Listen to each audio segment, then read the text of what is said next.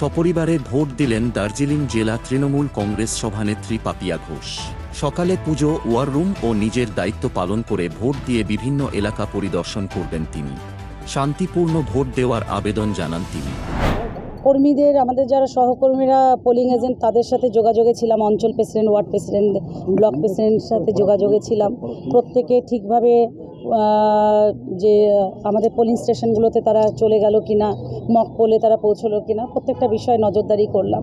এবং তারপর নিজের যেটা প্রত্যেক দিনের কাজ, স্নান পুজো, সেটা সেরে যেটা আমাদের মাটিগাড়া নকশালবাড়ি বিধানসভার যে ওয়ার রুম হয়েছে সেখানে কিছুক্ষণ সময় কাটালাম, কিছু খবর নেওয়ার চেষ্টা করলাম।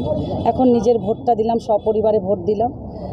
এবারে আমাদের বেশ কিছু যারা সহকর্মীরা বিভিন্ন সংসদে রয়েছেন, সম্পূর্ণ নিয়ম রীতি মেনে তাদেরকে উৎসাহ যোগাবার চেষ্টা করব এবং জেলা অফিসেও যাব, সেখানেও একটা ওয়ার রুম রয়েছে শিলিগুড়ি বিধানসভা।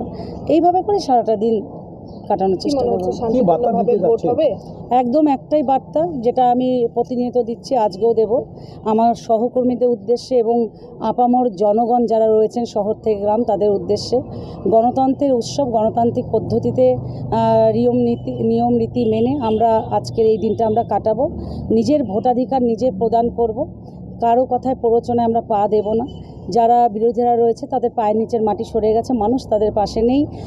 সেই জন্যই বলবো যে তারা হয়তো গোলমাল পাকাবার চেষ্টা করবে।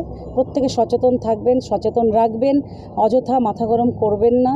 কারণ মানুষ আমাদের সাথে রয়েছে সারা বছর। আমরা মানুষের সাথে ছিলাম, আপনারা মানুষের সাথে ছিলেন। মমতা বন্দ্যোপাধ্যায়ের উন্নয়ন এবং জনমুখী প্রকল্প নিয়ে কনফিডেন্স লেভেল হাই রাখবেন, মানুষ সাথে রয়েছে। শান্তিপূর্ণভাবেই ভোট হবে কি আশা? একদম অবশ্যই। আগে দুটো নির্বাচনও আমরা যে করেছি সেটা একেবারে শান্তিপূর্ণভাবে ছিল, এটাও শান্তিপূর্ণ থাকবে। হ্যাঁ, বিক্ষিপ্তভাবে তারা গোলমাল তো পাকাবার চেষ্টা করবেই।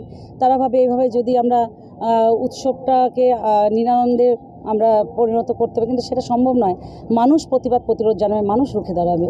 আবহাওয়া নিয়ে কি বলবেন? হ্যাঁ, সত্যি ভীষণ গ্রীষ্মের প্রখর রোদ, একদম দাবদাহ, তাকে উপেক্ষা করেও মানুষ সকাল সকাল ভোট কেন্দ্রে এসে ভোটটা দিয়েছে। সেই জন্য মানুষকে ধন্যবাদ জানাই। আমরা বলবো সকাল সকাল ভোটটা দিয়ে যাওয়াই ভালো, কারণ যেভাবে আবহাওয়ার পরিবর্তন হচ্ছে, কখনো খুব রোদ, হয়তো ঝড় হতে পারে। 12টার মধ্যে সবারই, যে যাকে ভোট দিই, 12টার মধ্যে দিয়ে দেওয়াই উচিত, কারণ এত রোদে মানুষ লাইনে দাঁড়ালে হয়তো শরীরও খারাপ হতে পারে। দিদি, একটা ফেক ভোট হয়েছে। হ্যাঁ, আচ্ছা, আমার জানা নেই।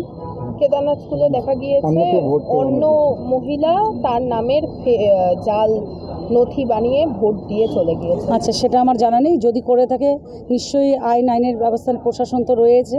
আর বিরোধীরা এরকম অনেক কিছু চেষ্টা করবে, তারা জানে যেভাবে মানুষ স্বতঃস্ফূর্ততার সাথে ভোট কেন্দ্রে যাচ্ছে, ভোটটা দিচ্ছে, তাদের বাক্সে যে একটাও ভোট যাবে না, তারা বুঝে গেছে সেটা।